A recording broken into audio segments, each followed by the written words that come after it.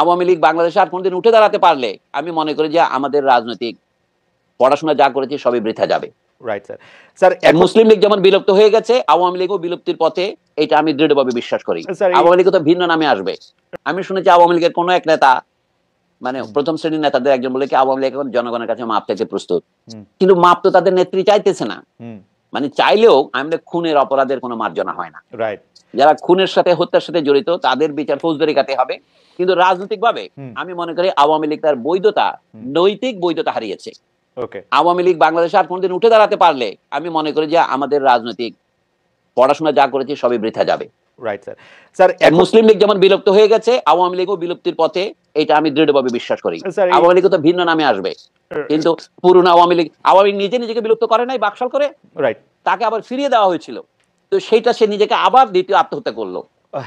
আপনার মনে পড়ে, আমি বলি, আপনার মনে আছে শামসুর রহমানের প্রথম কবিতার বইয়ের নাম কি? প্রথম রৌদ্রকরটিতে? নো, প্রথম গান দ্বিতীয় মৃত্যুর আগে। রাইট,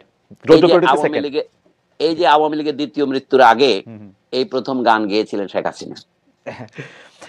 স্যার আপনি যেটা বলছেন যে আমি মানে সাংবাদিক, সাহিত্যিক, ক্রিকেটার, শিক্ষক বা সংস্কৃতি কর্মী যারা সরাসরি হত্যা বা ফৌজদারি অপরাধের সাথে যুক্ত নন, তারা যদি আসলে প্রকাশ্যে মাপ চাওয়ার মতো নিজেদেরকে ক্লিয়ার করে জায়গায় আসেন, সেটা কি স্যার সমাজের বা রাষ্ট্রের ব্যবস্থা করা উচিত, নাকি নিজেরা করবে? কেমনে করবে স্যার এটা, যদি কেউ এটা? আমি জানি না, আমি তো তাদের একজন। আমি বলছি যে মানুষ যেটা আশা করে যে মানুষ শত ছোটভাবে এসে যখন ক্ষমা চায়, আমি যে বাংলাদেশের জনগণের ঐতিহাসিক রেকর্ড হচ্ছে বাংলাদেশের জনগণ প্রতিশোধ পরায়ণ নন।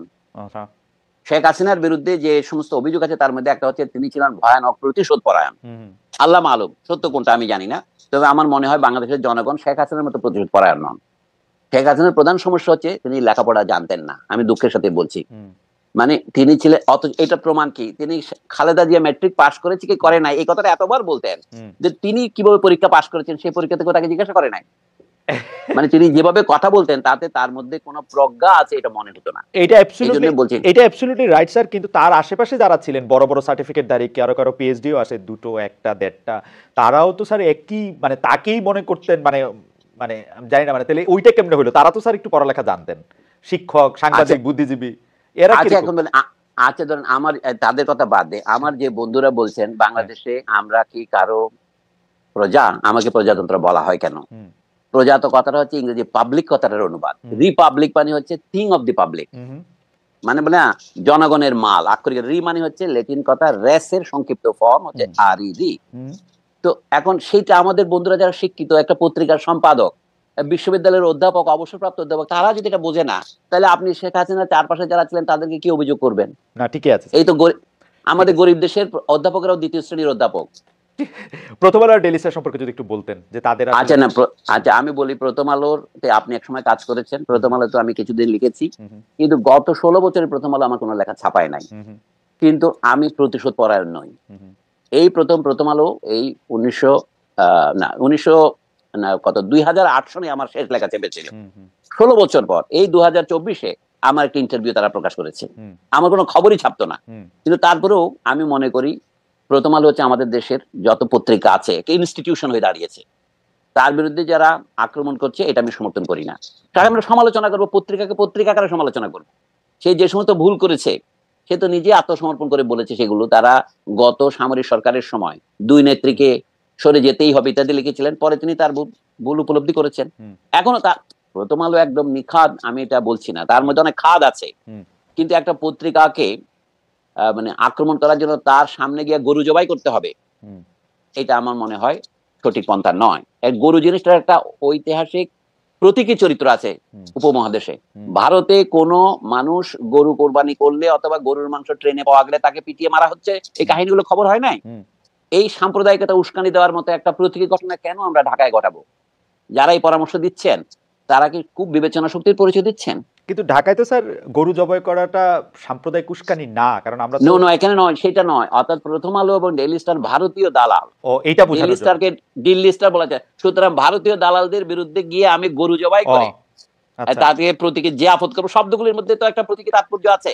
এটা যারা প্ল্যান করেছেন তারা কিন্তু এটা ভেবে চিন্তাই করেছেন না। কিন্তু স্যার অনেকে আবার বলছেন যে প্রথম আলো সম্পাদক বা ডেইলি স্টার সম্পাদক, আপনি ঠিকই বলেছেন স্যার, 2008 সালের পর থেকে আপনার লেখা ছাপে না, আরো অনেকের লেখা ছাপে না, তাদের সাথে কোনো রকম মানে সেই প্রসঙ্গে স্যার না যায়, কিন্তু ঘটনা হচ্ছে যে প্রথম আলো বা ডেইলি স্টার এটিকে খুব উইটি হিসাবে নিতে পারতো কিনা, আরেকটা গরু দিতে পারতো কিনা, যে এটিও জব করে না, আমার মনে হয় সে অতটা উইটের অবকাশ তাদের নাই। আমি আমার কথাটা বললাম একটা বোঝার জন্য, প্রথম আলোকে সাপোর্ট করার জন্য তার পক্ষে গিয়ে দাঁড়িয়ে একটা স্লোগান দেওয়ার মতো আমার মেজাজ নাই। কিন্তু একই সাথে আমি বলবো কি, যেহেতু আমার সাথে প্রথম আলো ভালো ব্যবহার করেনি, লেখক হিসেবে আমাকে সমাজ থেকে একেবারে প্রথম আলো মুছে দিতে চেয়েছিল। যদি আপনাদের এই টিভি টক শো আর এই ইউটিউব না হতো, আমি হয়তো বাংলাদেশের থেকে চলে যেতাম, মানসিকভাবে চলে গেছিলাম। তবু আমি মনে করি যে এই প্রতিশোধাত্মক ব্যবহার সঠিক নয়। আমাদের দেখতে হবে আমাদের জাতীয় কল্যাণ। প্রথম আলোতে আমি বহুদিন দেখেছি, আমি শুধু সেই কৃতজ্ঞতার জন্য বলছি না, প্রথম আলোর মতো একটি ভালো পত্রিকা করেই আপনি প্রথম আলো জবাব দিতে পারেন। আচ্ছা, তারা কি আনন্দবাজারের বিরুদ্ধে তারা কোনোদিন কিছু বলেছে? আনন্দবাজার যে সমস্ত খবর প্রকাশ করেছে, তসলিমা নাসরিন বলেছে বাংলাদেশে হিন্দুদের উপর অত্যাচার করা হচ্ছে, লিখেছে তসলিমা নাসরিন। তসলিমা নাসরিন কি আনন্দবাজারে প্রকাশিত হয়েছে বাংলাদেশে হিন্দুদের উপর অত্যাচার করা হচ্ছে? এই ধরনের সাংবাদিকরা যে আনন্দবাজার করে, প্রথম আলোর প্রধান ত্রুটি হচ্ছে সে আনন্দবাজারকে নকল করে। তা আপনারা প্রথম আলোর বিরুদ্ধে আন্দোলন করছেন, আনন্দবাজারের বিরুদ্ধে বলেন না কেন? আমাদের যে বন্ধুরা প্রথম আলোর বিরুদ্ধে মানে আপনার সোশ্যাল মিডিয়া গরম করছেন, আমি তো আনন্দবাজারের বিরুদ্ধে একটা কথা বলতে তাদের দেখি না। আনন্দবাজার তো স্যার আওতার বাইরে, বিদেশি স্যার, এটা কেমনে বলবো? নো, আওতার বিরুদ্ধে না। নিউ ইয়র্ক টাইমসও আওতার বাইরে নয়। এটা বলে এখন, তখন বলে আপনি গ্লোবালাইজেশন। আচ্ছা, আর এখন আপনি কিছু বলবেন না। এই যে fake news, miss information, disinformation, এটা ভারতীয় শুধুমাত্র রিপাবলিক টিভি করছে না, আনন্দবাজার তো করছে অনেকটা সফিস্টিকেটেড আধুনিক পদ্ধতিতে। আপনার এটা আওতার বাইরে বলবেন, আমি তো আপনার মধ্যে বায়াসটা আমি আশা করি নাই ভাই।